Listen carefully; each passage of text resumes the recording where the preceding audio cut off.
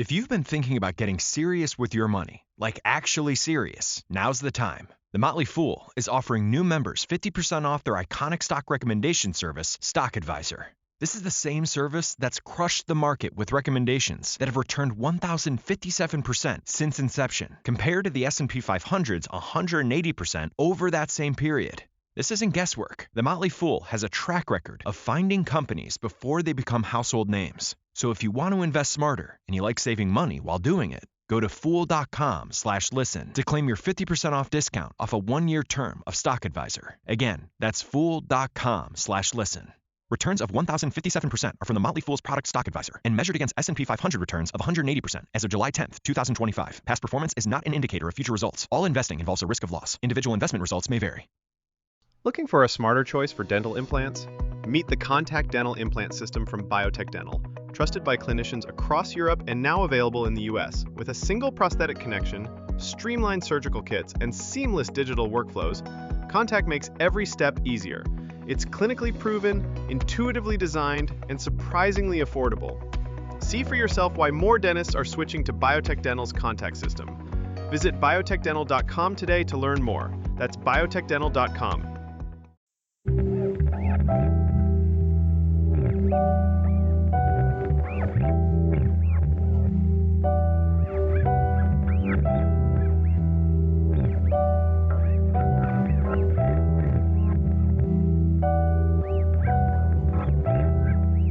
I'm gonna go out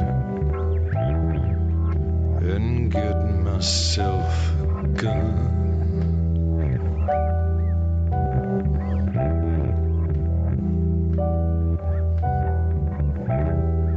I'm gonna go out, get myself a gun. Hello, everyone, and welcome to the Kulturecast. I'm Editor-in-Chief of Culture Shock, Chris Stachiw. And I'm John Lein, and I will civilize this land. And we are joined this week for our second-to-last Western podcast by Mike White of the Projection Booth podcast. Howdy, hey, good to be here, guys. And I am legitimately looking forward to this one, Mike, because of the second film we're going to be talking about, El Topo. I'm curious to hear your thoughts on it. However, before we get to El Topo, the first film we're going to be talking about is The Proposition. But before we start talking about El Topo, we're going to talk a little bit about The Proposition, and we also spoke with Robert Morgan, who played Sergeant Lawrence in the film.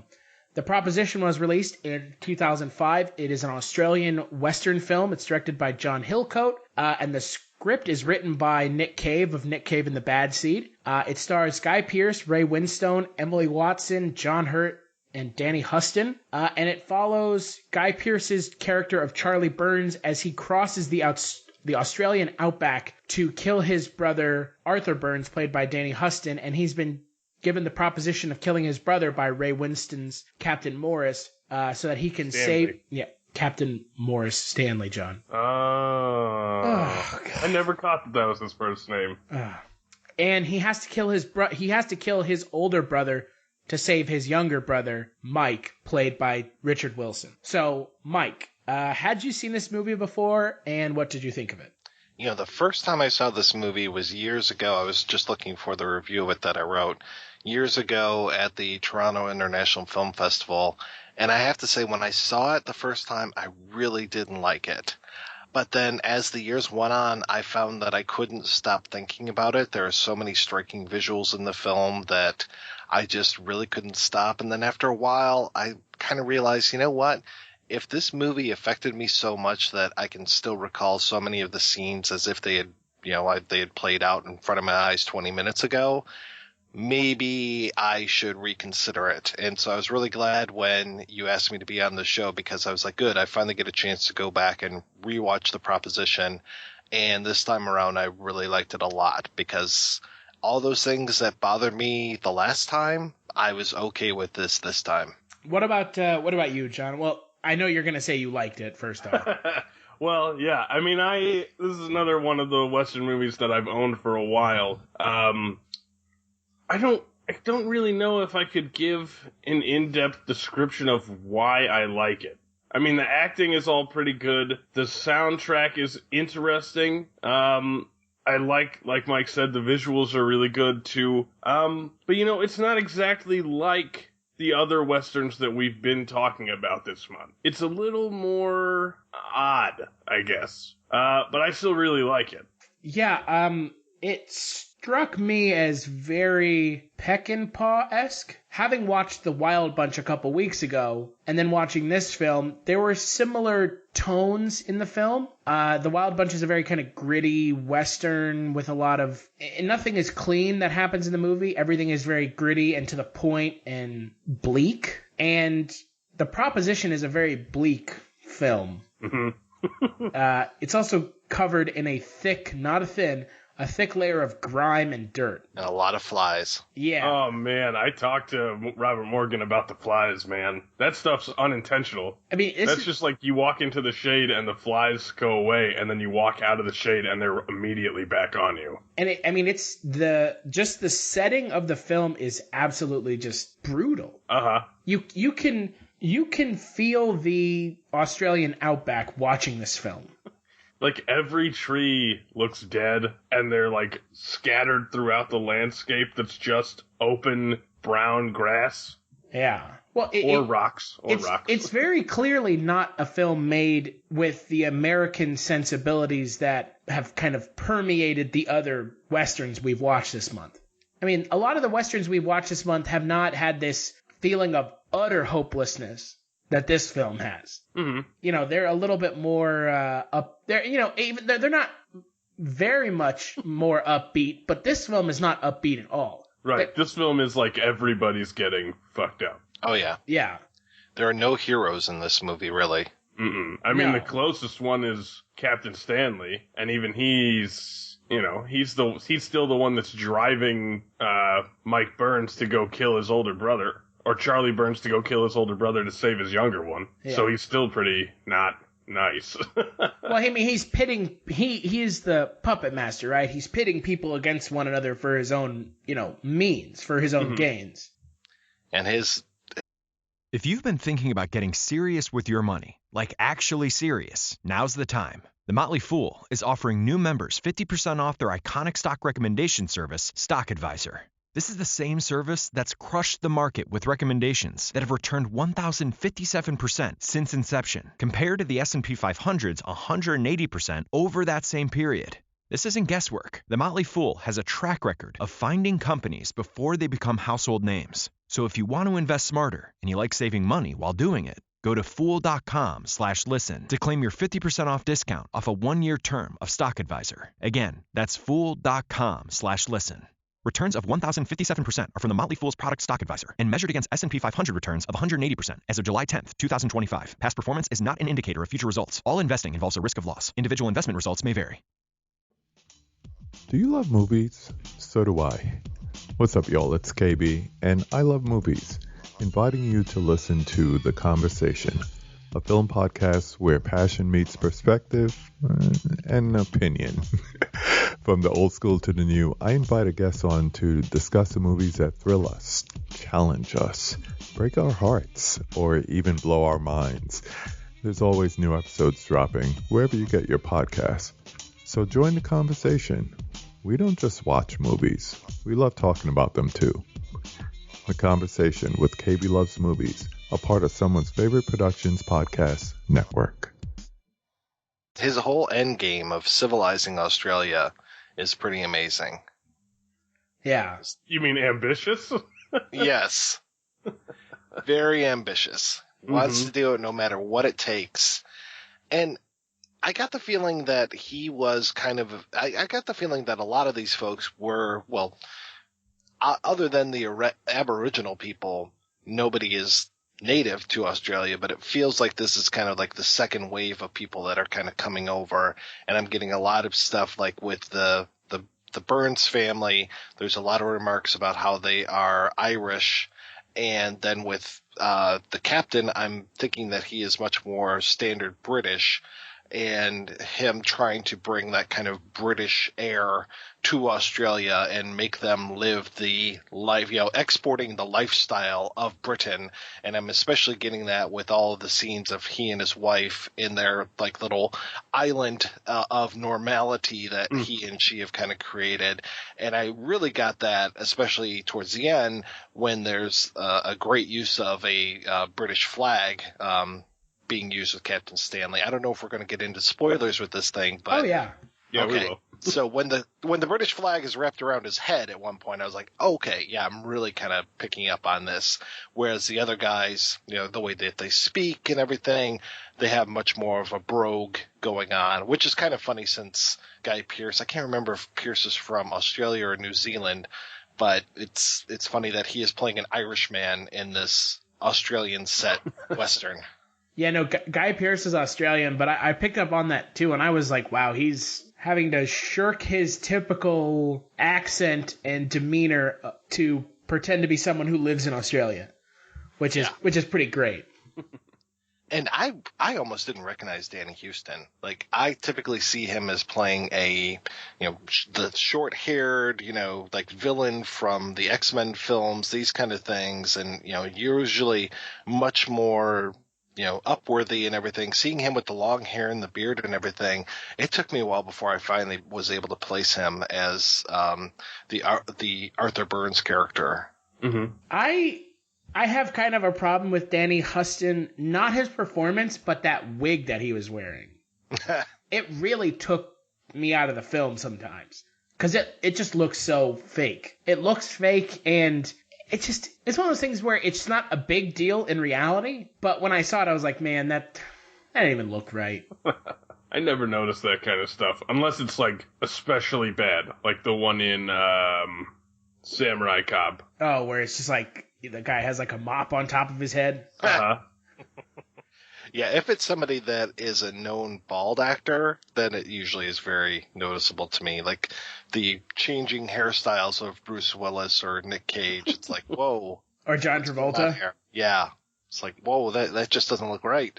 Yeah, man, what just crawled on top of your head? God, get that chinchilla off your head. The thing that I'm most impressed about this film, though, is the fact that it had a $2 million budget. And, I mean, they do a lot with a $2 million budget in this film. It's gorgeous. Yeah. It's so gorgeous. It's so expertly shot that it really just goes to show that $2 million can go a long way if you put it in the hands of the right people. Mm-hmm. And they have, I mean, it's not like Guy Pearce and Ray Winstone were unknown actors at the time, or Danny Huston. I mean, these are all well-known actors at the time, so it's got a really big cast for the budget. Mm-hmm. And I think that's very impressive. And at this point, I mean, Emily Watson was already a name. I mean, this was a few years north of Breaking the Waves, and she had started to do some American things, I believe. So she was very in the consciousness and was able to, pull down a fair amount of money if she wanted to, too. And her role is so thankless in the movie, just constantly, trying to be shooed out of the room anytime anybody shows up that wants to talk to the captain. And just she wants to know what's going on. At one point, she talks about sharing his burden, wants to be, there for her husband, but he just wants to keep her out of all of this stuff. He knows how horrible life is and is really trying to shield her. And it isn't until the flogging scene, I think, that she sees just how awful life can be. Mm-hmm. And that Captain Stanley is right. Oh, yeah. Well, and that flogging scene, to me, I mean, to me that felt like it had some sort of message it was trying to convey, right? I don't know if you guys picked up on that. Well, I feel like the message it was trying to convey was that Captain Stanley's boss, whose name I forget, was an asshole. Yeah, but I mean, it's supposed to be this kind of somewhat of a commentary, I guess. Yeah, Eden Fletcher, played by David Wenham, who a lot of people will remember as being, what was it, Baragorn, or I can't remember which brother. Faramir. Faramir, thank you. But I like Baragorn better. Sure. Baragorn. I like The that one nice better. brother of the two brothers. Well, the one who didn't try to steal the ring. Yeah, I should say. Sean Bean's brother in The Lord of the Rings. Yeah, and then also the scribe with the one blinded eye from 300. Hello, my name is Kevin Tudor, and I'm one of the 3 hosts of Almost Major, a film podcast dissecting many major indie studios and the films they release. Every week, myself, Charlie Nash, and Bryden Doyle discuss overlooked, forgotten, or bona fide classic indie films via studio-specific miniseries. We've previously covered numerous films from Artisan Entertainment, Lionsgate Films, and New Line Cinema. Titles including The Blair Witch Project, American Psycho, Dogville, But I'm a Cheerleader, Saw, Requiem for a Dream, and Ringmaster. You know, the Jerry Springer film. Anyways, we have a fun time every week, and we hope you will join us. Subscribe to Almost Major wherever you get your podcasts. Now proudly a part of the Someone's Favorite Productions podcast network. It's amazing. He looks so different from role to role, but that voice is always there. Well, and he was in one of your favorite films, Mike. He played Carl in Van Helsing. Yeah. Oh, yeah. Van Helsing, true classic. Sometimes he looks and acts like a low-rent David Thewlis sometimes, but then David Thewlis has been slumming so much for the last, since Naked, that I can never tell, when he is going to show up in something. David Wenham, to me, always looks like an Australian Donald Logue. I can see that. I was like, is that Donald Logue or is that David Wenham? And then Donald Logue's gotten progressively kind of fatter, and David Wenham is still a very skinny guy, so...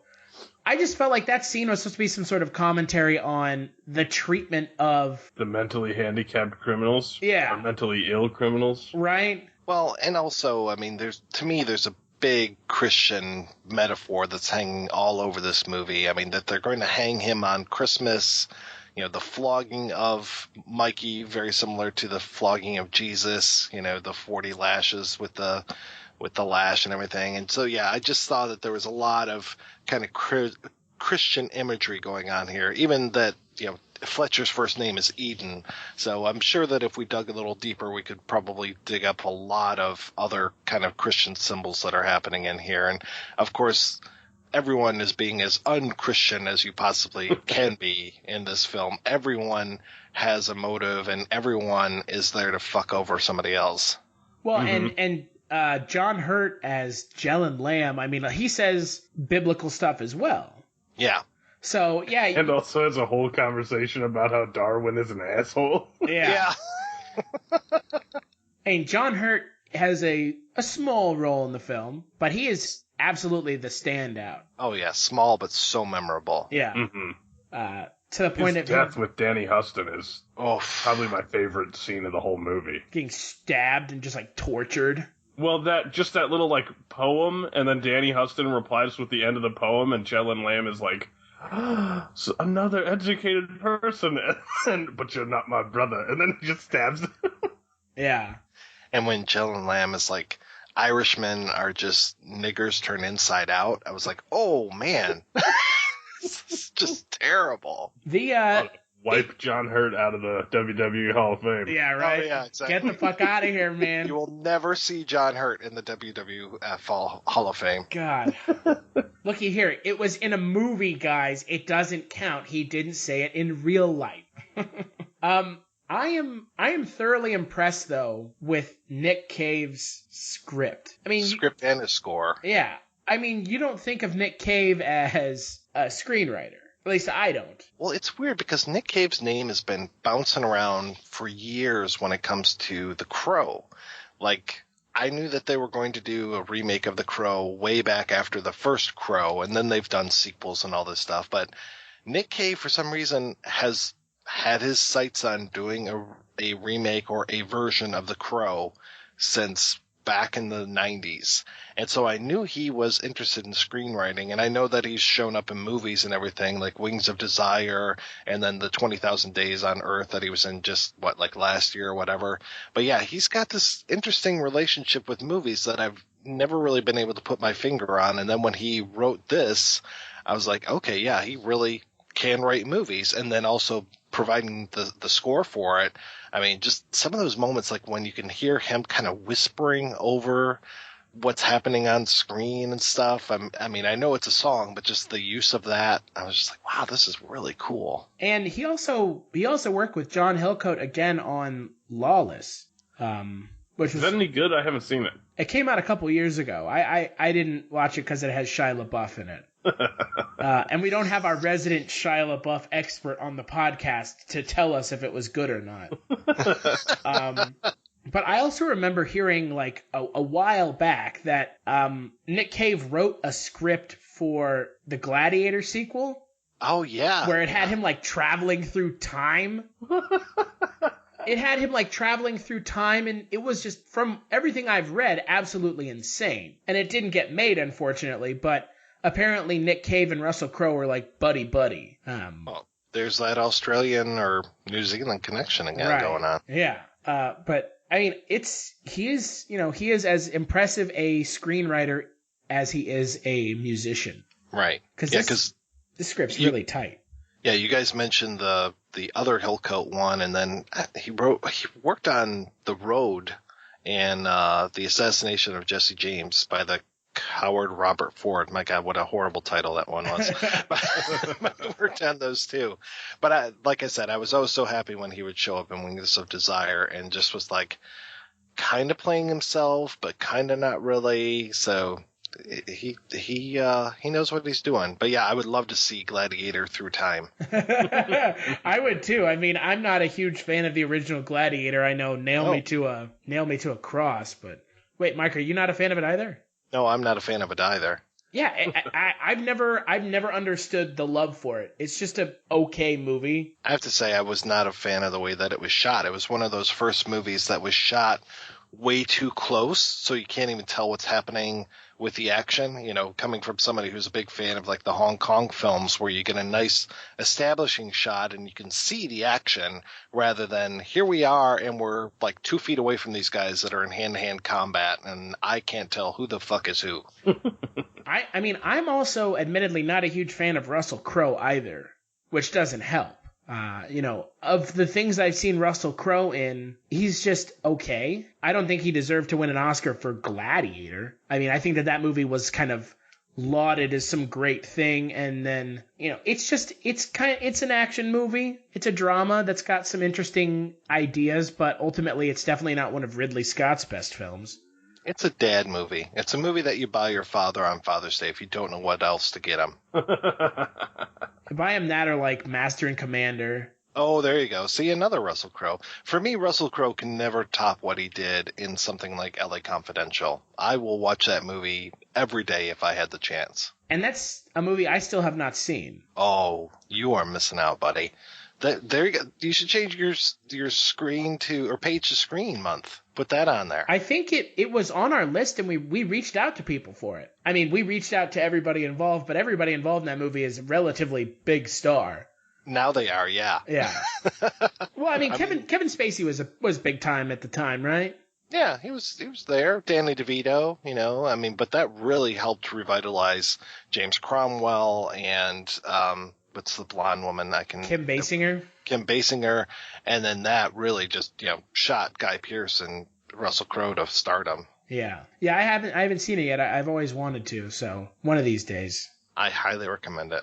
I mean, like we said kind of earlier on, this film just like you said, John, it doesn't feel like your typical Western, which is good that we paired it with El Topo. Right, because when you and I were watching El Topo together, I said that El Topo, the proposition is like El Topo if El Topo told a more cohesive, in-depth story. Wow. Because to me, it had the same sort of feel to it of emptiness and, sort of weird, I don't know what a good word for it is. Like philosophical musings? Yeah, and the soundtrack was really sort of odd, is the best way I can describe it. Because the proposition doesn't really have like a soundtrack most of the time. No, it just has Mike mentioned, Nick Cave. It's got like the why is it the sky and the lava, Well, and then, both of them are so violent, much more violent than we're used to, I think, when it comes to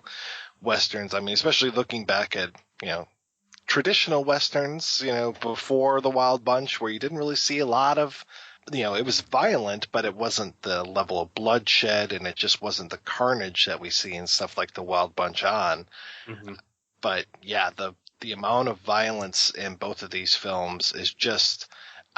I will have to admit that I was watching The Proposition with my wife, and she was just like, "Why are you watching this? What?" And when it came to the rape scene at the end, I was just like, "Okay, I'm going to fast forward for a little bit here," because it's tough, man. It is really rough. Yeah, and that's why it feels Peck and Paw-esque, because of the just utter violence in this film. It is just laden with violence in a way that Westerns normally aren't. I mean, even, John and I talked about Slow West last week, and I mean, that film is very reserved with its violence. I mean, there is violence, but it's not this kind of gratuitous pour it on until you can't pour it on anymore level of violence. Yeah, the wringing out of that lash I talked about, where you just see the blood on the ground, or the headless bodies that have had their heads pretty much stomped to pulp. I mean, it doesn't really get much more gratuitous than this. But at the same time, it's not like a shock type thing. It's not like a Mondo feature or something. It was really used for the story and just to show just the stakes that we're dealing with here. Yeah, and it really reinforces this kind of bleak helplessness that is the West, where things just go wrong constantly. Everyone is out for themselves. I mean, no one in this film, like we said, no one in this film is a good guy. Everyone in this film is pretty terrible, except for Emily Watson. Right. And that's only because she's shielded from everything. Yeah. And even she is the one that sort of makes her husband approve of the whipping. Right. Right. Yeah, it's kind of a rough film to watch. I can see that. I have to say, seeing it on video definitely gave me a break from The Flies, because seeing this thing projected on the big screen, I mean, The Flies were like, they literally should have been second built. It should have been Ray Winstone, Flies, Guy Pearce, and then on you go, because they were just everywhere. Being on the smaller screen, I could actually see the actors a little bit more. They weren't 100% covered with flies like they were. I think that would have been rough to film. Oh, God, I can't even imagine. I would have been out at that shoot, and I would have stepped out of the shade, and my whole body would have been coated in like a thick layer of flies, and I would have been like, all right, I hate this. Yeah. And, I've been to Australia, and I don't even remember there being that many flies. Like, I've been to the outback where they are, and I don't even remember that many flies. So this to me is just like, oh, God, wherever they are, never go visit there. Wherever this is not a place that I would ever want to visit. And I mean, this just goes to show kind of this next frontier-esque feeling of Australia that we've seen in other films like Mad Max, the original Mad Max, where you get the sense that Australia is kind of the final frontier on the planet. I mean, the outback is just desolate desert with horrifying animals that can kill you if you step the wrong way. There's not very many places like this on the planet left. Talking about the untamed West and all this, and Australia being the final frontier, what's funny for me to see, to try to draw those lines between an American Western and then this Australian Western, and just, there's not necessarily that one-to-one kind of thing, though there are at times, because there are natives when it comes to Australia, and there are natives when it came to the U.S., but it's really not the natives who are the enemy in this one. It was much more, the other outsiders, the bad people that are coming from outside, because the natives seem absolutely fine with everything that's going on, but it was the use of where the Aboriginals are in The Proposition I found to be kind of interesting, especially that scene where David Gulpilil is questioning those 6 guys that they bring in, and how they are describing Danny Huston's character as being like the werewolf and stuff. I was just like, this is an amazing scene. Mm-hmm. And, you mentioned the use of the native Aboriginals in The Proposition. In most American Westerns, aside from certain films like Slow West, where there's a Native American character that is the love interest of one of the characters, American Westerns, the Native Americans are often just, they're the outside force, they're bad, and they're kind of always there. In some movies, they're a constant threat, like in The Searchers. In some movies, you see kind of one or two civilized ones, but they're still kind of just hanging out in the kind of background in the areas in between the towns. I think that it's interesting to watch a film like The Proposition and see the native people portrayed in a respectful way, as opposed to just, oh, they're savages and they kill people all the time. And it's also funny that the movie portrays them with a little more decency, but the characters in the film are still very kill them all if you have to kill one of them. Oh, yeah. Yeah, you do not let those guys go because they're going to reciprocate and kill one of ours because we killed one of theirs. You have to wipe them all out. Mm-hmm. And yeah, for me, again, one of the most striking images of the film is the scene when Guy Pearce gets a spear through him, and it was just like, yeah, you don't travel out to this part of the world, man. You kind of deserve what you got, especially as you see all those things that, bodies and animals that have all those spears sticking out of them. And when that happens to him, it's shocking, but at the same time, it's like, okay, yeah, this makes sense. Right. And that to me is, like you said, Mike, the stylistic choices between a Australian Western, an American Western. Earlier this week, we saw a New Zealand Western film. This month, we've obviously seen spaghetti Westerns. Jodorowsky with El Topo is I guess, Chilean Western. I don't know. That really doesn't count. Mexa-Western? Yeah. Yeah, it's interesting to see just how so many cultures have been able to adopt Westerns and use them for their own means, their own storytelling means. And then even when it comes to spaghetti Westerns, just how many of those stories are stand-ins for other things? One of my favorite spaghetti Westerns is one called The Price of Power, where it is basically replaying in the movie, it's the assassination of Garfield, but when you look at the Western from afar, it's actually replaying the assassination of John F. Kennedy. So to have a spaghetti Western talking about the assassination of JFK just a few years after it had happened in real life, it's just like, okay, yeah, these guys can use their stories to do whatever, to examine whatever they want, and to, see like Tears of the Black Tiger, which was a Thai musical Western, and just, every country, it seems, has their own interpretation of Westerns, and then every director comes at it from a different angle as well. And I think that is kind of the one thing that I've picked up on the most this month with the Westerns, is that they are really a kind of blank slate, blank canvas for telling a number of stories, unlike a lot of genres. There aren't a lot of genres out there that allow you to tell a multitude of different kinds of stories in the way that Westerns do. Yeah, it's all just the skill level, I think, and what kind of message you're trying to talk about. I mean, obviously, film noir, you're going to be able to talk a lot about individual freedoms and how war affects people, all these kind of things. But yeah, it's there. Some of the genres just kind of fit a template, or they have been done so many times.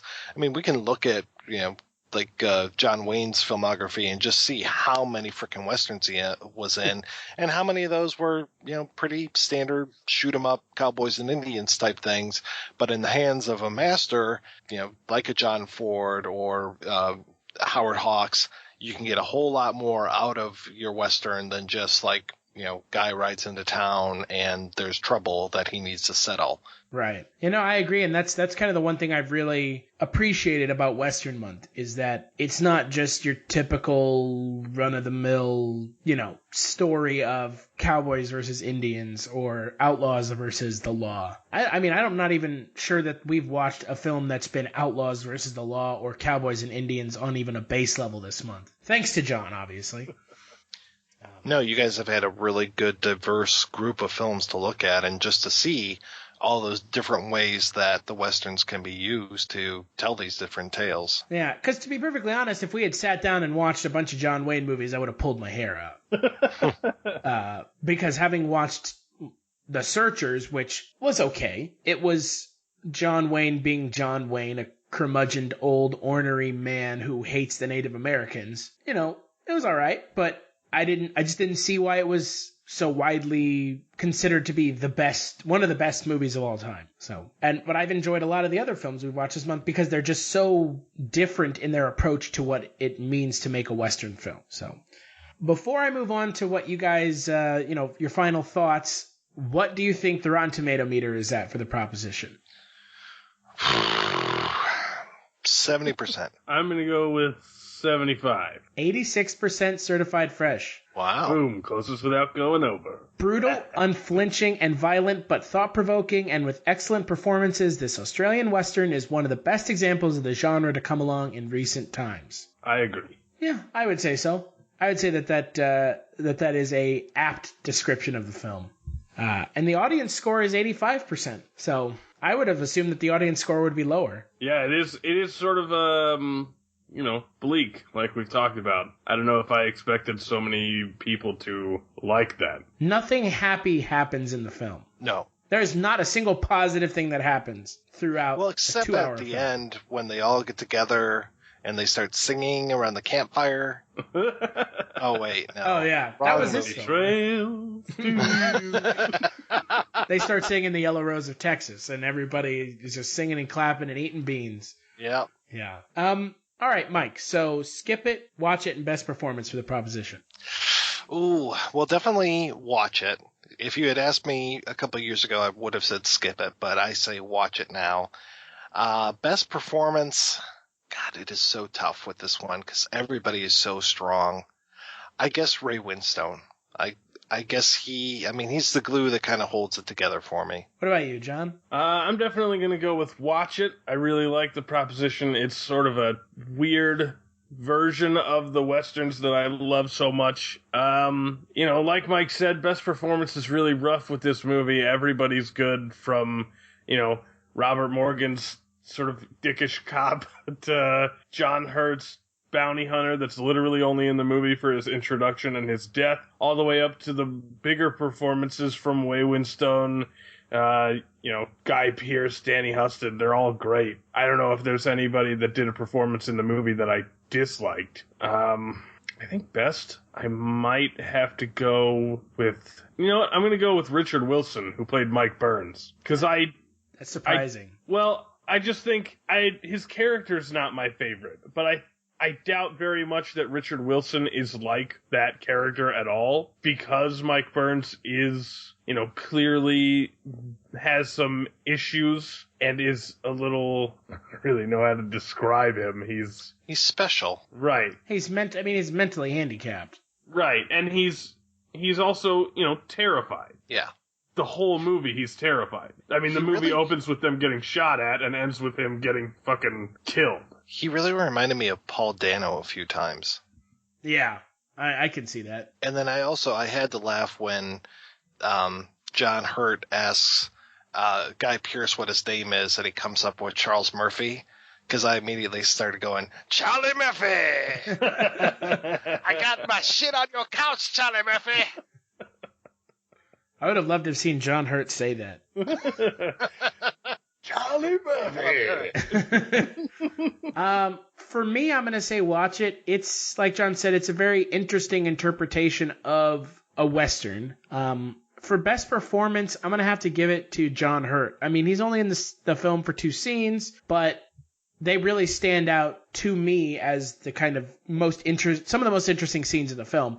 I mean, he's 4th billed in the film, yet he's only in 2 scenes. So, it's always impressive when your name carries as much weight as it does with John Hurt, and you can put in fantastic performances even when it's only in 2 scenes. So like we said at the beginning of the Kulturecast, John spoke with Robert Morgan from The Proposition, so we'll play that interview, and when we get back, we'll talk about El Topo.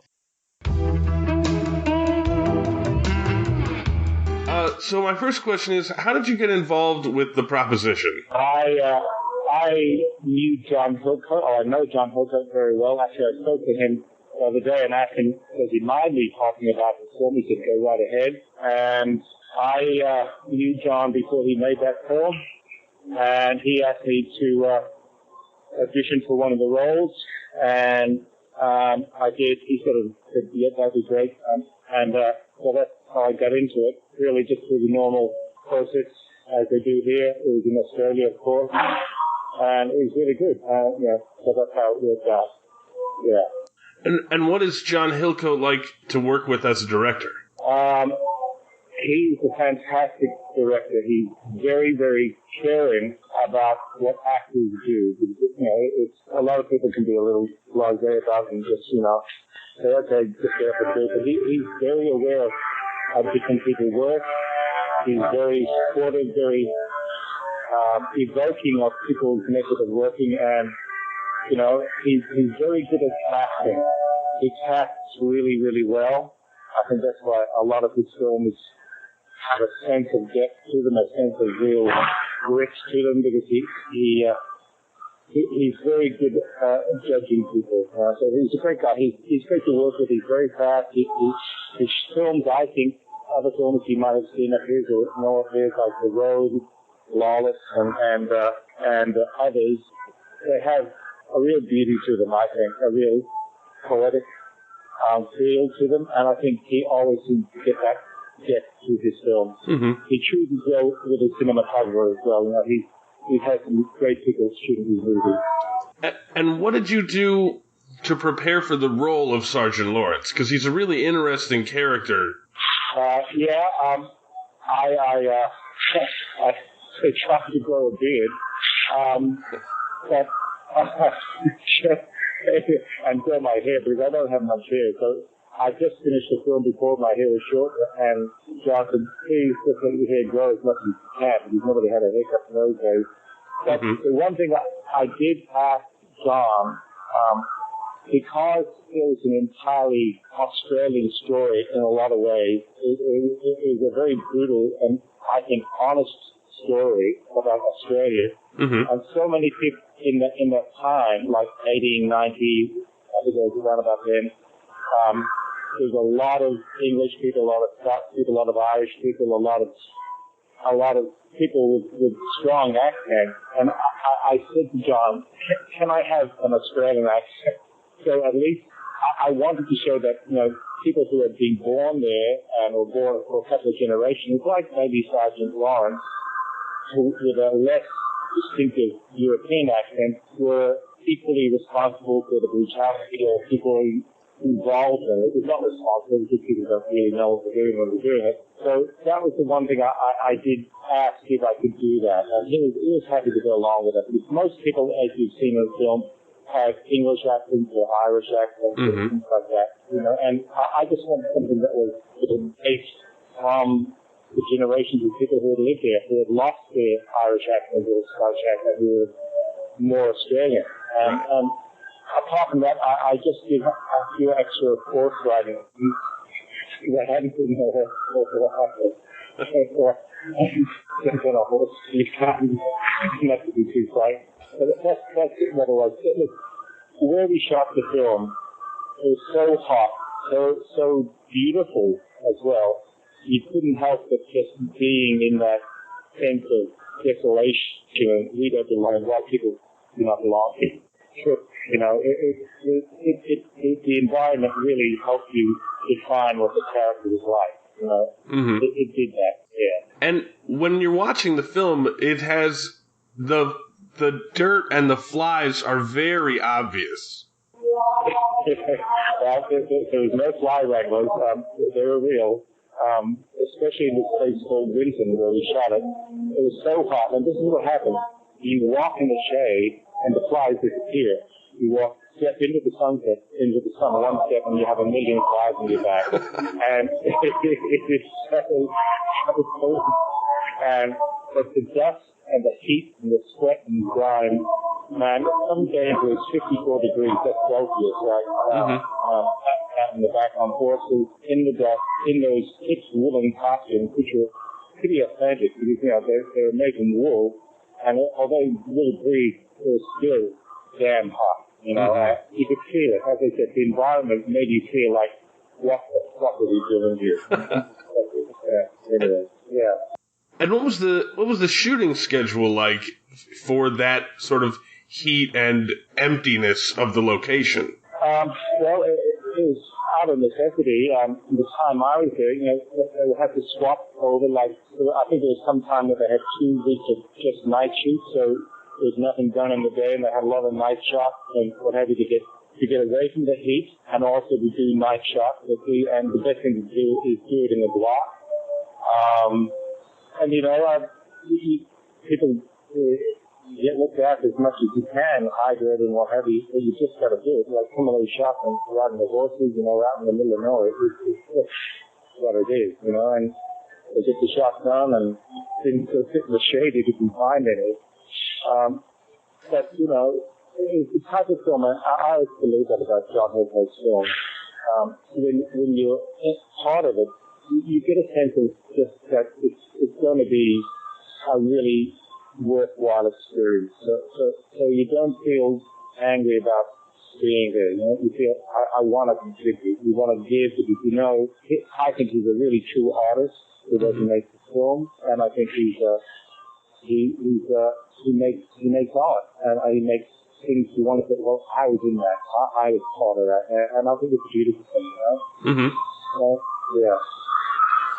So your character gets killed towards the end of the movie, and he has his head stomped into the ground, and you don't see the actual stomping, but you see a shot at the end of like the misshapen head. What sort of went into filming that scene? Okay, let me see. I can't remember that. He's a really fine, well-known actor here. He played the guy who killed him. Danny Huston. Danny Huston. He's terrific. He was really quite committed to the scene, and before he stopped me, he had a foot in my neck and what have you. And, he's a really committed actor, and he's really good. I think he's a terrific actor. And so it was shot, those final scenes where you saw him stomping my head. I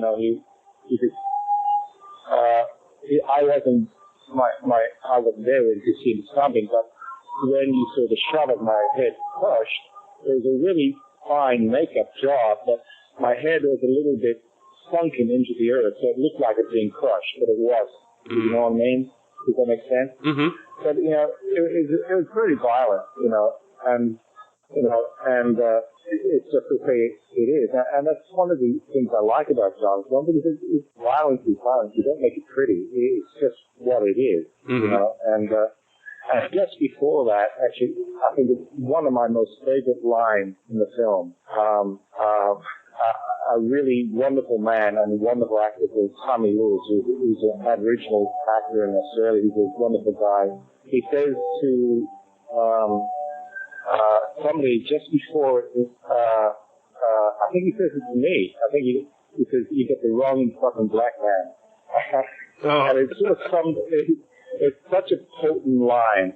It's such a powerful line in the moment, and about the whole time of what Sergeant Lawrence was sort of doing and what the guys were doing, just killing people indiscriminately. And I think it is such a powerful moment in the film when he says that. And of course, after that, I tried to gain for my life, and then I get my head kicked in. Right. Yeah. It's a very honest film. It's a very powerful, honest film, and I look at it, once every 2 years and go, wow, this man knows how to make films. Mm-hmm. Yeah.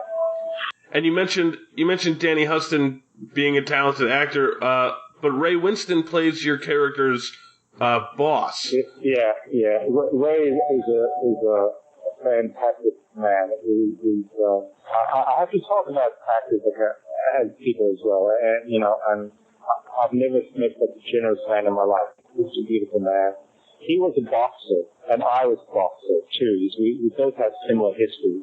We used to be firefighters, and so we hit it off really well. But he's a very powerful actor. He's got such a presence, but there's a softness about him which is very, very vulnerable, and when you meet him, you can feel that from him. He has a generous heart. On the screen, you can see his strength, but you can also see the vulnerability in him.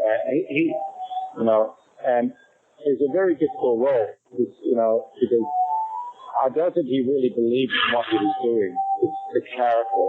in the story. You know, you can get a sense of, you know, of trying to hang on to a fragile relationship in a fragile world with his wife in that film, and the fragility of the whole situation, you know. And you could get that from Ray, especially, you know, at the end when he was breaking down and the violence and the looking of the boy. You know, it's very potent indeed, you know, and he was trying to hang on to something the character was, and, you know, it just wasn't working. It's like the times had changed. The whole time had changed, you know, from British Empire to just a dirty backwater, you know. And do you have any other particular stories that happened on set that you remember? On set, I just remember there was one scene where there was about 4 horse riders in a wagon and some more horses behind. There was a very big shot, a lot of horses riding along. I was on one of the horses behind Ray, I think. And we go along this track with a little hill along the side of the track. And this photographer jumped up and took a picture just as we were walking along. And I've never been so frightened in my life about how horses dancing. You know, it's just suddenly this guy jumped up, the flash went off, and it's like these horses went everywhere. And it was a lot of fun at the end of it, but during it was like, what the fuck? You know? It was really, you know, there's a couple other things too, like there's some very sort of spiritual things happening. Like, I swear to God, I saw a ghost in my hotel room, and other people had similar experiences because the whole area it's a very spiritual place for the local Aboriginals, and there's a lot of potency there because a lot of what happened in the film, honestly, that happened. You know, and a lot of, if you look at the history of the Australian state, Tasmania, you know, the white population back in the early 1800s, you know, they really did terrible things. And so that potency is still there in a lot of the local history, even up north, you know, in Queensland or what have you. History isn't pretty, you know, but, you know, thankfully it should be looked at honestly. You know, so there's a potency about that place. If you ever get out there, if you ever sat in the desert here, I mean, well, the desert out there, when you're absolutely in this barren place there, you know there's thousands of years of history from the local people who live there, and it's history, you feel it. And the same in outback, it is massively weighty with history and spirituality. And I think some of that is captured in that film very beautiful, you know. The music also, you know, by Nick Cave, you know, and Nick had a lot, he wrote the film, you know. So it's really got depth to it.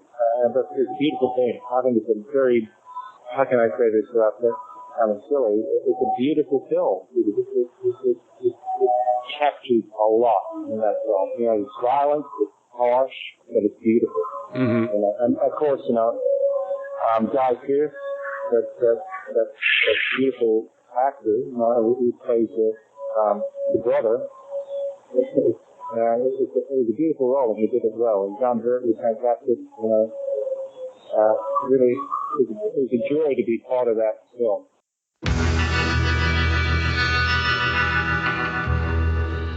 All right, so big thanks to Robert Morgan for sitting down and talking with us about The Proposition. But let's move on to El Topo. It was directed by Alejandro Jodorowsky, came out in 1970. It is an American-Mexican Western film. Jodorowsky stars as the eponymous El Topo, and he is on a quest for enlightenment through the kind of badlands of some unnamed place. And it is a surrealist Western film that has a lot going on. It's split into 2 very distinct parts, and it is one of the strangest films I've seen personally. But Mike, had you seen El Topo before, and what did you think of it? I saw El Topo before. This used to be really tough to get on video or any sort of video format forever ago. And for a lot of years, this was, being held captive by the producers.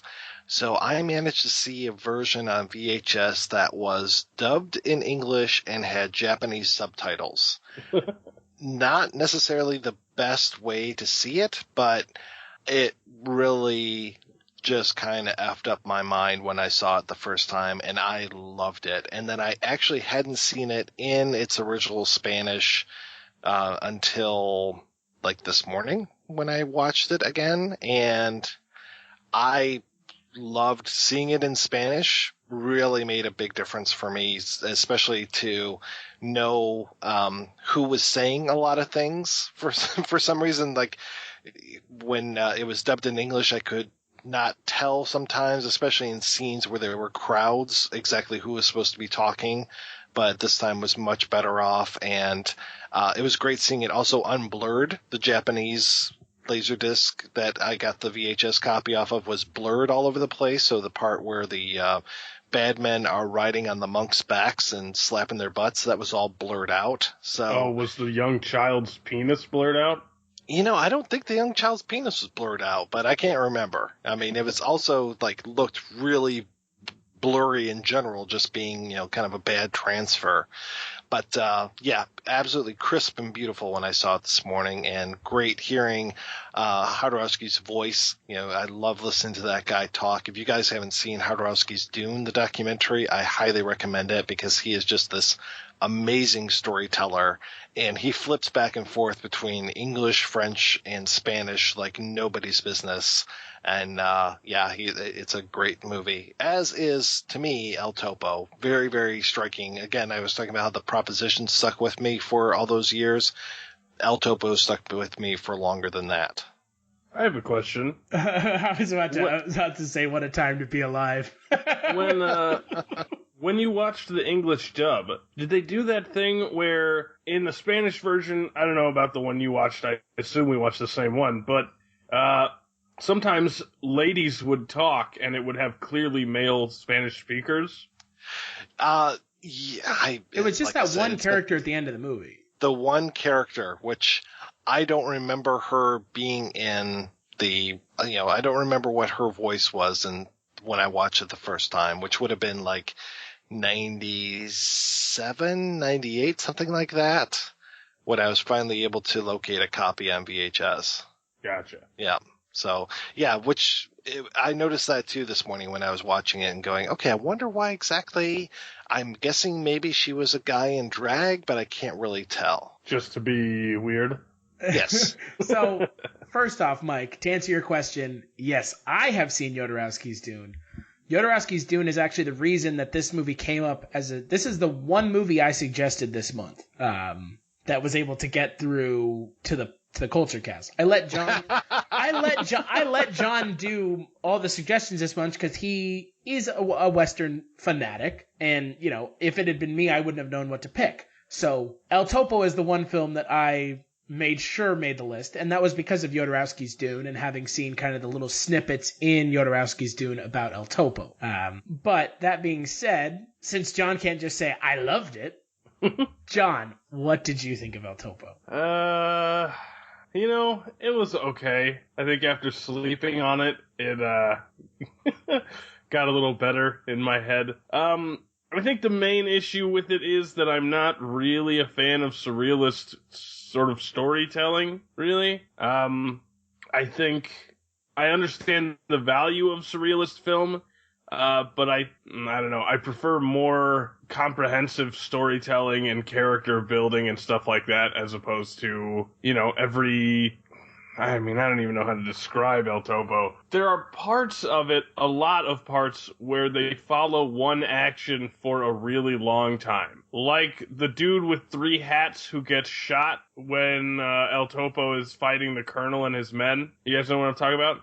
Oh, yeah. And the camera follows the dude, wander through the cemetery for 3-4 minutes. Or when the 3 bandits see El Topo for the first time and they spend 2 minutes riding around laughing and yelling. I think my issue with it is that those sort of scenes are pointless as far as telling a story is concerned. And so I sit there and I'm so used to sort of the Hollywood style of filmmaking where it's, 3-act structure, let's tell a story, that those sort of sets and scenes that are excessive and sort of self-indulgent, I felt like, sort of upset me a little bit while I'm watching. I think if I had started watching El Topo just because I'd heard about it and not because it was for a podcast, I think I would have gotten maybe 30, maybe 45 minutes in, and then I probably would have been like, yeah, I'm not going to watch the rest of this. And I'm surprised that your opinion is mellowed out, John, because you and I watched this together last night. We started watching at like 2 a.m. Mm-hmm. We didn't wrap up until 4:30 in the morning, and your opinion last night was one of just, this has got to end. And I'm actually glad to see that your opinion is mellowed out a little bit, because I understand, rightfully so, the knee-jerk reaction to this film, which is not revulsion, but this is strange, get it off my screen, I don't want to see it. I mean, I completely understand that.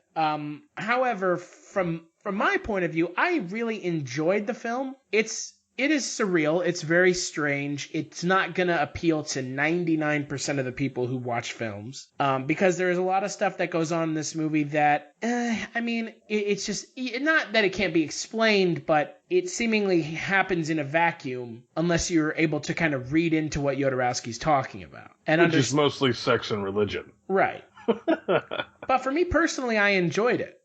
Is it a film that I'm going to show family and friends? Only specific... I have some friends that would enjoy this movie. I know people that would enjoy this movie. But for a large majority of the people, they're just going to be like, this is the strangest fucking thing I've ever seen.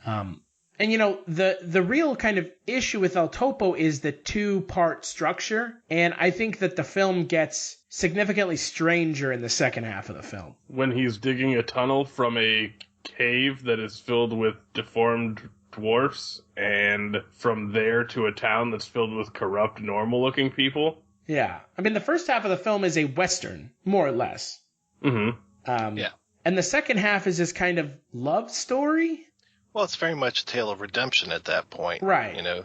Because he is not a very nice man at all when it comes to the first half of the film, when he is trying to gain his enlightenment and going through and killing these 4 masters and tricking them pretty much every single time. And he's being manipulated by the women in his life. I mean, the women in this movie those 2 anyway, are very, very evil, which I think says a lot about Jodorowsky's opinion of women at that particular time. But and there are like other harpy-ish type women in there, like the one master's mother and everything. But yeah, he is not a nice guy. He is, he dumps off his kid, trying to make his son into a man, murders a bunch of banditos, which is good that he's murdering banditos and everything, but then leaves his son with these monks, goes off onto this quest for enlightenment, going through the desert in a circle and finding these masters and tricking them and killing each one of them in his search for the ultimate power. And then he basically ends up defeated, which is nice. But yeah, the second half of the film is very much more him trying to redeem himself for all of the bad things that he did in the first half of the film. Mm-hmm. And for me, I mean, I love looking at this movie as, this was 1970 when this came out. And to me, this is such a statement of, counterculture and everything. I mean, we have this whole group of freaks who are living in the underground and who are not allowed to come out into, normal society. And normal society is just this, they basically worship money. I mean, they've got the Masonic symbol all over the place. They are tricking themselves with their own religion by, holding a gun up to their heads and pulling the trigger when it's a blank inside, and all just like, oh, it's a miracle, it's a miracle. And just this whole thing happening, and, Jodorowsky the master working to, let these people out from the underground. And to me, that was like, almost a statement about like Vietnam and like how normal society is fooling themselves, and there are these whole group of people who are part of this underground movement who, know what the truth is, basically, and the normals just don't want anything to do with that and will slaughter all of these other people. So, I don't know, there's so many great things happening in this film, and yeah, the first half is just, every single thing. Like, there's a book that Jodorowsky wrote after the movie came out, and it takes the whole film apart, like each moment of it, like what the significance of like the rabbits are, and the the butterfly net, all of these things he goes through. And even to the point, the one thing I remember the most was when he's out in the desert and he shoots the rock and the water comes out of it, and it looks like a dick. He says that was based on his own penis. So that's yeah. I mean, there's that one part where there is it from one angle you see it looking like a normal rock, and I think it's actually two different rocks. It looks like a butt. Well, and then I think it's a different rock. You see water shooting out of it while the one of the women in the film is kind of like licking it, like getting drenched in water. Right? Like, that's not even subtle, Jodorowsky. If you have a basic understanding of human anatomy, you know that she is supposed to be, yeah. Or the scene where the one chick cuts open that prickly pear. Oh, there you go. And it's totally her eating out a vagina. Yes. Yeah. Like, she fingers it and then eats it out. It's just, it's a film that defies all, not logic, but it defies what was considered filmmaking in the 70s and what's considered filmmaking now. It just shirks all conventions of filmmaking, and Jodorowsky just did whatever the fuck he wanted. He told the story that he wanted to tell. He didn't care if it was a story worth telling or not. And, to some extent that should be applauded. It's not 1969, was when a fair amount of Westerns that we've talked about came out. And, looking at this came out in 1970. A film like this shouldn't have even been, made to some extent because of just how insane it is. But looking at it now, it's just so full of imagery and philosophy that I think that it works for the modern audience way better than it ever worked for an audience in the 70s. This was one of the original midnight movies. When people talk about midnight films, this one was right there. This is, right around the time that, God, I can't remember when Pink Flamingos came out. I know Eraserhead was later. Obviously, Rocky Horror was later. But this was the movie where it set the template for putting things in a theater and letting the audiences pretty much discover it. Yeah, and that discovery can be accredited to primarily John Lennon, who was a huge fan of the film, and the manager for the Beatles is actually one of the people that got the film distributed across the United States. Yeah, Alan Klein, he was the guy that ended up having a big falling out with Jodorowsky and was the one who is keeping the film hostage for all these years. So they finally kind of got past that, which was great, and that's why you can find Jodorowsky's movies fairly readily these days. But for a long time, man, it was just impossible. Other than like an occasional screening that you could see, there was nothing. You could not just go to a video store or go out on Netflix, obviously, and be able to find any of these things. So it really, he had a reputation in the 70s, he being Jodorowsky in this instance, had this big reputation. And then after this falling out, it was pretty much like, here's, two of your most important works, and they are nowhere to be found. So he ends up doing other things that just really didn't click with people, things like Tusk and The Rainbow Thief.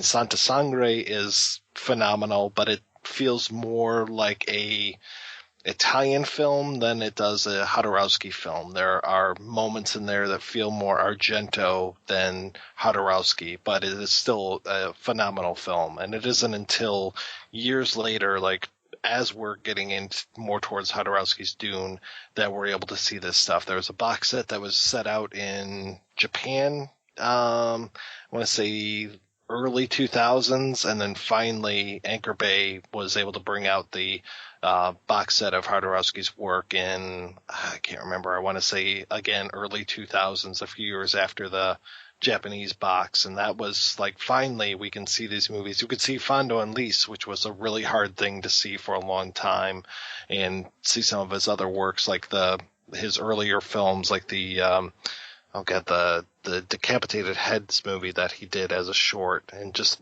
great stuff. Being able to see his progress as a filmmaker was also a real tremendous boon. Well, and John and I were talking about this last night when we were watching it, is filmmakers don't take the chances like Jodorowsky did anymore. No. And there are some filmmakers that kind of edge towards Jodorowsky in a way. Filmmakers like David Lynch. Yes. David Lynch is I think that it's a gross understatement of Jodorowsky's talents, but David Lynch is as close to an American Jodorowsky as possible.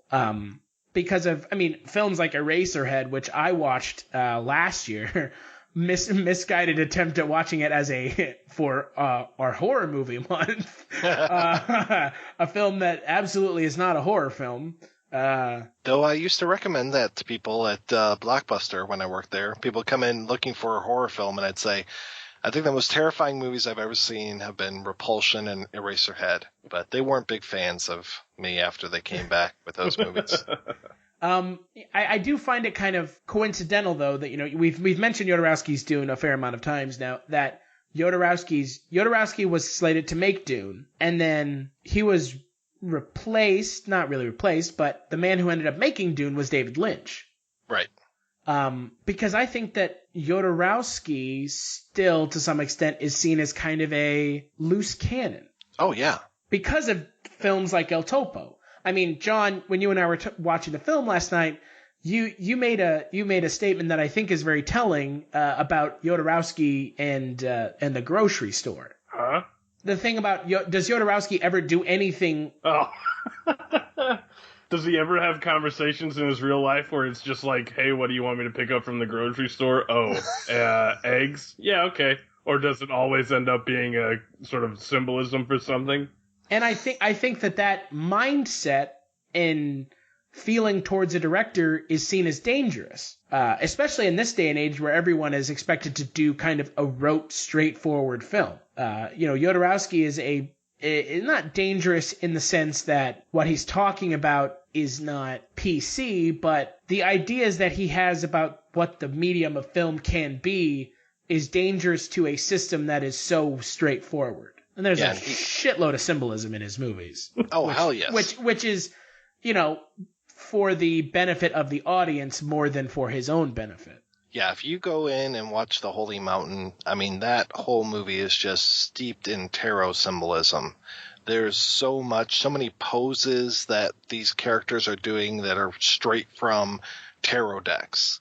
And yeah, same thing with El Topo. Everything has its own meaning, and maybe you might catch on to it, maybe not. Is it still a pleasant experience watching a film when you're not picking up on, 90% of what the director is trying to tell you? I think so. I think it's a challenge, and I think it doesn't seem like it's just weird for weird's sake. This isn't like a Wes Anderson film here. This actually is trying to teach you something and tell you something, and it's not just being kitschy or cute. Yeah, I agree. You mentioned Wes Anderson, and that's kind of my one problem that I've always had with Wes Anderson films, is that to me, it always seems like he's trying to, I don't know if he's trying to be just cute and kitschy, like you said, or if he's actually trying to say something. And I err on the side of he's just being cute and kitschy, because, if you look at a film like Fantastic Mr. Fox, that film's just cute and kitschy, and I feel like that film is a good kind of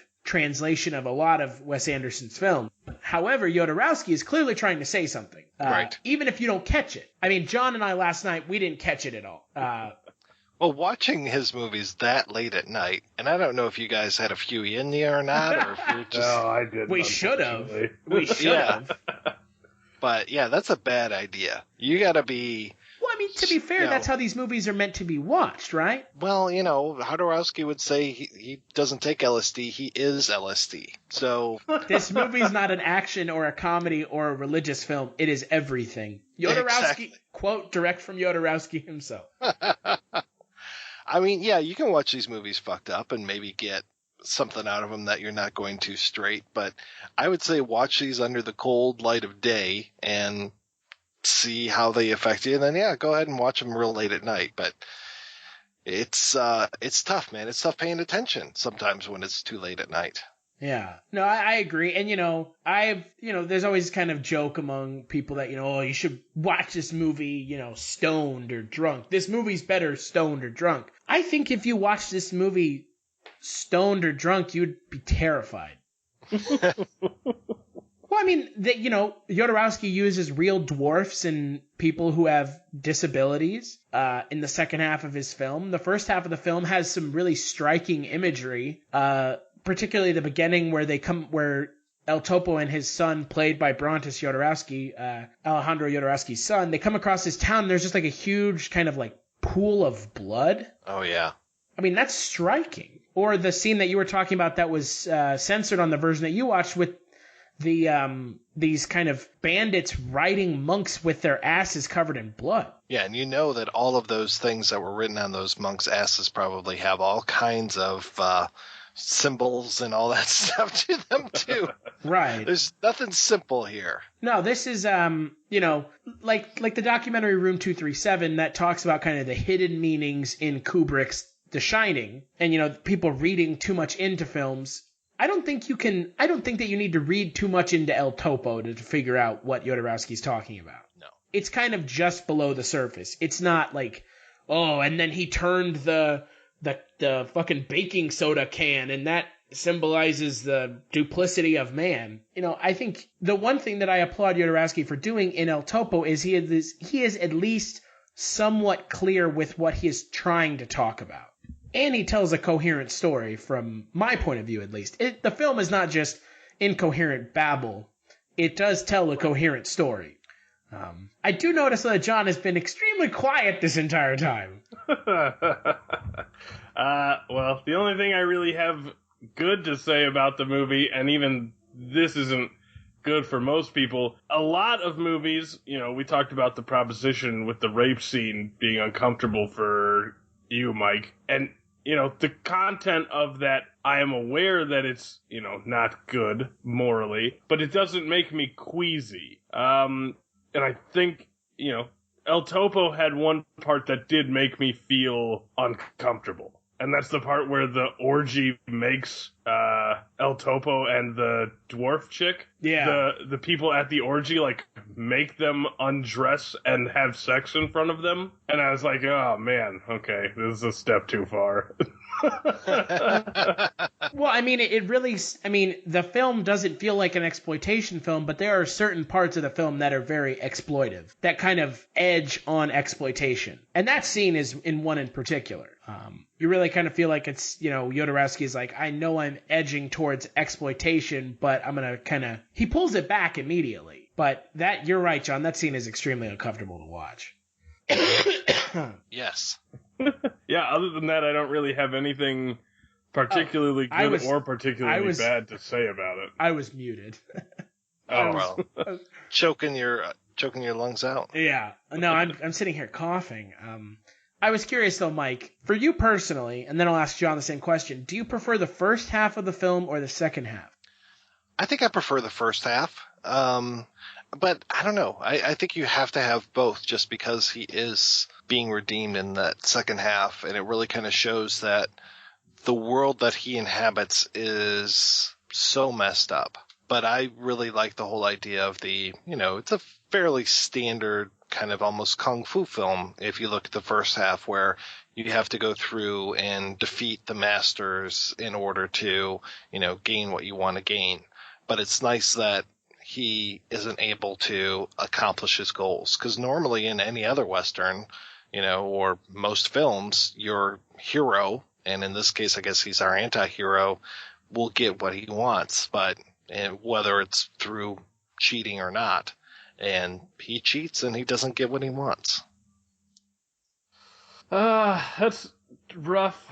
I think I like the story and plot of the first half better, but I think I liked the symbolism and sort of meaning of the second half better. Because the plot of the first half is a lot closer to a sort of standard Western story, I guess. I mean, it is, I'm going to be the best gunfighter, I will go track down the gunman. Unfortunately, I think that the symbolism in the first half has a lot more of that random, almost pointless sex references, which we've already talked about with the dick rock and the vagina fruit. I think that'd be a good name for like a cop movie. Dick rock and vagina fruit. Or maybe like kind of like a progressive rock band, Dick Rock and Vagina Fruit. There you go. But the symbolism in the second half is a lot more, I don't know, consumable for me personally.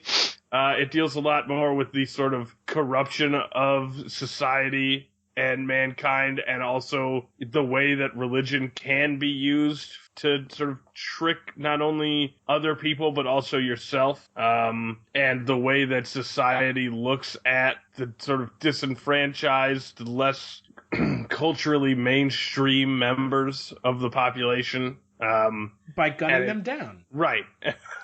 And it focuses less on just, I don't know. I don't really get what the sex symbolism in the first half of the movie is supposed to be saying, whereas I kind of understand what the symbolism of the second half is supposed to be saying. So yeah, I agree. The first half of the film is definitely more ambiguous with its meaning, with what it's trying to say. The second half is pretty obvious. I mean, you have the scene in the church with the kid playing with the gun. Well, not playing with the gun, but the parishioners. The child shooting himself in the head? Right. Well, the parishioners playing Russian roulette, essentially, and being convinced that because they're not shooting themselves in the head, it's a miracle because of God. And then the ending with El Topo immolating himself, I'm assuming that is something it's saying. I'm not sure what. Well, that was very similar to when the monks would immolate themselves to protest the war. Right. But I'm not sure what he's protesting in the film. I guess religion? Well, I would say the reaction of society towards the disenfranchised.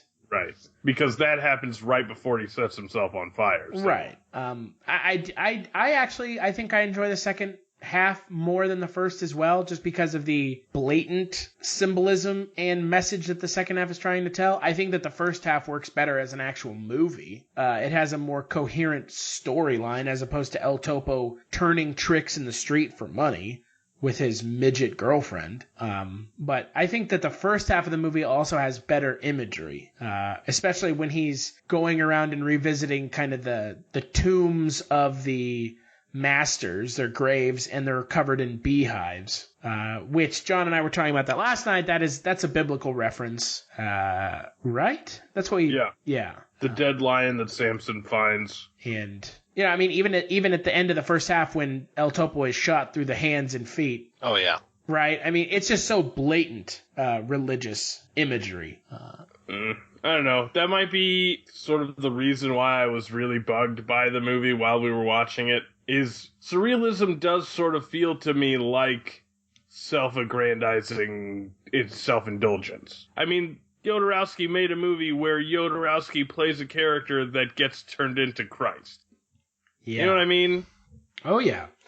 Well, I think, not trying to defend that, because I can definitely see him having that kind of ego, but at this point in his career, he's probably the only person that he's going to get to be tolerant of his shooting schedule and all of the demands that he's going to want to put on any sort of actors, because he's also really at the forefront in a lot of the Holy Mountain as well. Right, that's true. I don't think you're going to find too many actors that are willing to do all the shit that he put himself through in El Topo. Like shaving his head and eyebrows off. Mm-hmm. Yeah.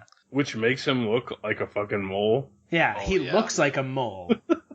And his strange gait when he runs later in the film. It's a very visually striking film, but I can understand John's aversion to surrealist films. Oh, I can see. Yeah. If anybody has a problem with El Topo, I am not going to try to defend this movie and say, oh, you're stupid for not liking it. I could totally see where people wouldn't get into this film. I happen to like it. If you happen to not like it, that's fine, man. That's absolutely fine by me, because I can see where this movie would turn off a lot of people. And it is not something that I'm going to fall on my sword for. I just think that it's pretty great. But yeah, go right ahead, man. You know, you can hate on this movie all day long, and I'll be like, yeah, that's cool, because not for everybody. Not everybody's cup of tea, you know. You like cheesecake? I don't like cheesecake. That's fine. You like dick rocks and I will fall on vagina my fruit? sword for some cheesecake, bro. You like dick rock and vagina fruit? I don't. Yeah. But before we wrap this up, Mike, I'm curious of your interpretation of the end where El Topo's son, who's grown up, El Topo's wife, and El Topo's son ride off on horseback. What is kind of your interpretation of that ending? You know, I'm not really sure. I think that they're just kind of, you know, they are the survivors of all of this mess. I don't know what they're going to head off and do. Are they going to become husband and wife at some point? Probably not. Will they try to, you know, cherish? I think that El Topo has made his mark on them. I like that his son has gone from monk to gunfighter, and he's wearing the exact same outfit as his father, but at the end it seems like he has learned a lesson from his father, which is pretty remarkable, because most of the time, if your father's a dick, you're going to end up a dick too. And I think that he spent so many years hating his own father and wanting to kill his own father, but then he finally sees that his father has redeemed himself, and thus the son is able to redeem himself as well. I don't know what the relationship is going to be like between he and this little lady, but, you know, I would love to see what happens. I would love to see that sequel that Jodorowsky's been talking about for the last, 40-some years. There were so many different things, like, what was it, Cain and Abel was one of the names, and Sons of El Topo. So many times these things have come up, but yeah, he was just so not bankable for so many years. I'm glad that he's now making movies. You know, he's got the Dance of Reality came out last year. We have the Music of Poetry, I think it's called. Whatever it was, I gave some money on Kickstarter, and I'm glad he's living in this world now where it seems like people are maybe willing to give him some chances. I don't see him getting the budgets that he should have to make the movies that he would like to make, but hopefully, I want to live in a world where a new Jodorowsky film can come out every few years, and I'm hoping that maybe we can work to live in that kind of a world. And, to be fair, and this is something that I've been thinking about, having rewatched Jodorowsky's Dune, and then I also watched this week, I don't know if you've seen it yet, Mike, The Death of Superman Lives. I have not watched that yet. In this day and age, you don't have to make a film with live action actors anymore. You can make a animated cartoon or a CGI film. And I've always been of the mindset that these films that have been scuttled away, or these directors that are unprofitable, if they do something in a different medium, like the animated medium, they can continue to make their kind of surrealist films or projects that are totally, more ambitious than anyone can even imagine. And I'm with you that I'm glad that we live in a society now where Kickstarter exists, so people who want a Jodorowsky film to exist can give money to it. But I really hope and wish that someday someone will take Jodorowsky's Dune or that Superman Lives movie that never got made and adapt it into some other format so that we can finally see it. I mean, obviously it's not going to be the best or what it could have been, but at least we'll finally get to see it put to screen. I don't know if you've had a chance to see Lost Souls, the one about the making of the Island of Dr. Moreau and the original Richard Stanley vision that he had for that. But seeing the stills, seeing the artwork that they came up with to sell the movie was amazing. And apparently he's now being able to move to comics and being able to tell his story through the comic book medium for that. So yeah, it would be great to have this. I mean, I want to see the book from Jodorowsky's Dune. that book that they show a few times where it's all of those images and just those moments in Jodorowsky's Dune where they animate some of those images. Those are the most powerful things that I've ever seen. And it's just like, I want to see a whole movie of that. Give me the animated version of Jodorowsky's Dune. Yeah, and, I just wish, I hope and wish that in this day and age, because of the advancement of technology and how, not cheap, but it's not as expensive to make animated films as it used to be due to the advent of technology and computers, that a lot of these films that never got made because of how ambitious they were with Jodorowsky's Dune, or, studio grumblings because of the financial, feasibility of them, like the death of Superman Lives, I would like to see them finally made. Will that ever happen? I don't know, but I do agree with you that it's good to see that Jodorowsky is finally able to make movies again that people care about. And I think that a large reason for that has been the Jodorowsky's Dune documentary, which kind of introduced him into the mainstream a little bit more. Yeah, thank God Sony Films picked that up and was able to put that in theaters, and now we're able to stream it on Netflix and all these things. So it's not something where you have to get a bootleg VHS transferred from a Japanese Laserdisc. Yeah. John, what did you think of the end of the film? If we're going off of the story tone of the rest of the movie, my prediction would be that they end up boning and having a baby, and it looks just like Jodorowsky. I'd buy that for $1. And then, my interpretation was kind of the cycle continues, because now his son is the master, right? Uh-huh. And so someone else is undoubtedly going to become the master, or someone is going to seek out him to kill him, right? I think that's a safe assumption. I was thinking you meant he has a baby with the midget chick. The midget chick dies, he then has a naked baby, then he kills a bunch of people, and then gets another chick, kicks his naked baby into the priesthood, and then goes around the desert to kill masters. Yeah, I guess, more or less. I think that Jodorowsky does a great job of tying the film at the end, closing the film, but, I think there are obviously enough questions left to be answered that he left it open for another film, obviously. I don't know. Like you said, Mike, that film's probably never going to get made, unfortunately. But, man, it'd be something if it ever does get made. Definitely. Yeah. So, what do you think El Topo has on Rotten Tomatoes? 45. Critics, I'm going to go with a 62. And audience, I'm going to go with a 31. Critics, 77%. Wow. Audience, 85. Oh, wow. Good. Not How everyone. many reviews does it have for audience? 14,000. Wow. Not everyone shares the same sentiment as you, John. No, I don't know. I didn't think that the majority of people would like it. Mind you, though, people who are going to go on Rotten Tomatoes and review this film are probably only going to be people who have sought it out to watch it. That's true. Which means that they probably already are going to like it. Right. Yeah, they're not catching this on cable on a Saturday afternoon and being incensed enough to go over to Rotten Tomatoes and write it. So what you're saying is the Rotten Tomatoes rating for Jodorowsky's El Topo is biased. I think it might be. I don't know if... Yeah, I think so. I wouldn't be surprised if that were the case. Let's put it that way. But I'm surprised at the critic score being as high as it is. No, I'm not. Critics love that shit. Some do. There are some that do, and there are some that don't, obviously. Mike, skip it, watch it, best performance. Oh, definitely watch it. Best performance, I'd have to go with Jodorowsky himself. What about you, John?